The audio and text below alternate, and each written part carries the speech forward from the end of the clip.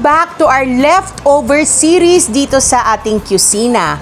At ang ating leftover na recipe ngayon ay ang Christmas ham. Ano ba ang gagawin natin sa leftover Christmas ham? Ay, nako. Ang gagawin natin ngayon ay of course ang ating Christmas ham pasta.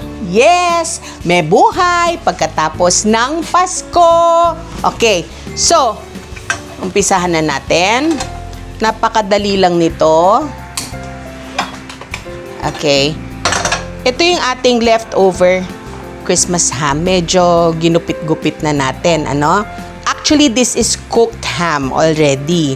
Igigisa-gisa na lang natin ng slide para hindi siya tumigas. Maglalagay tayo ng konting oil. Maglalagay tayo ng butter. Ang uunahin natin ay syempre ang ating sibuyas, our onions.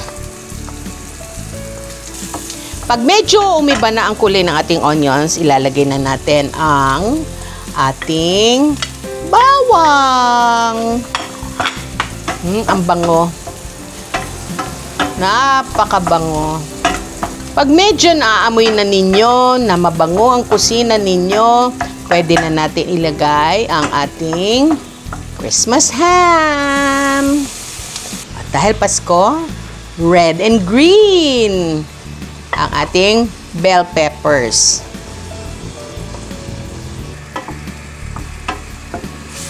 Isi-season natin ito ng pepper, a little salt.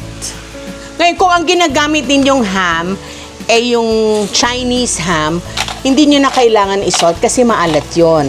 Pero pag ginagamit ninyo ay sweet ham, medyo kailangan i-temper nyo yung yung pagkamatamis by using a little salt.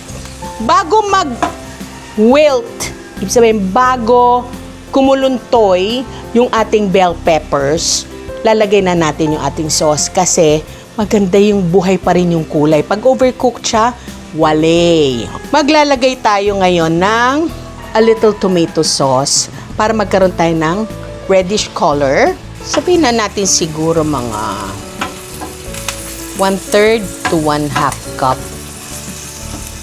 Konti lang, para maglagay lang siya ng konting color. And then, lalagyan natin siya ng cream. And as usual, we will season it with a little salt.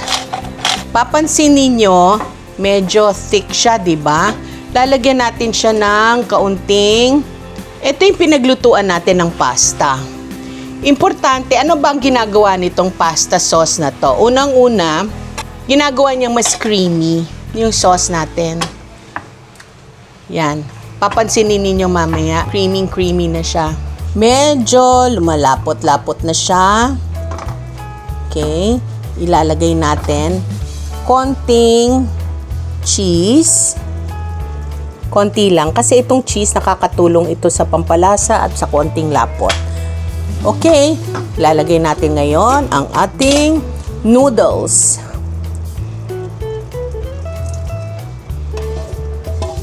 At this point, pwede na natin patayin ito kasi ayaw natin ng labsak na noodles. Kasi tuloy-tuloy pa rin ang pagluluto nito. Napakaganda ng ating pasta. O, ayan o. Naging malapot na siya dahil sa ating pasta water. And we're ready to plate!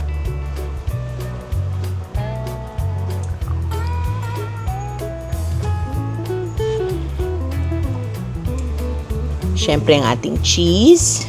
Parmesan cheese ito na ginamit ko. Pero, pwede din gumamit ng ordinary cheese. Okay na okay yun. Yung gine-grate, yung ganyan. Masarap din yon. Gumagamit lang ako ng yung mga sobra para walang tapon. And it's Tiki Man time! Come on, ham.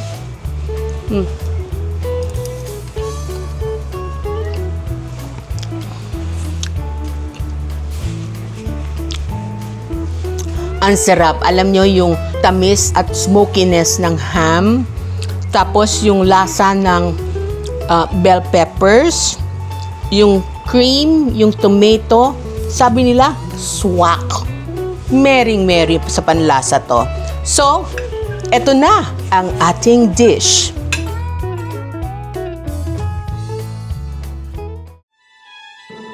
So kayo, nakikita ninyo na there is life after our Christmas ulams. At isa lamang ito ang ating Christmas ham pasta. Kung gusto nyo pa i-push ito, pwede. Lalagyan pa ng herbs, ganyan-ganyan.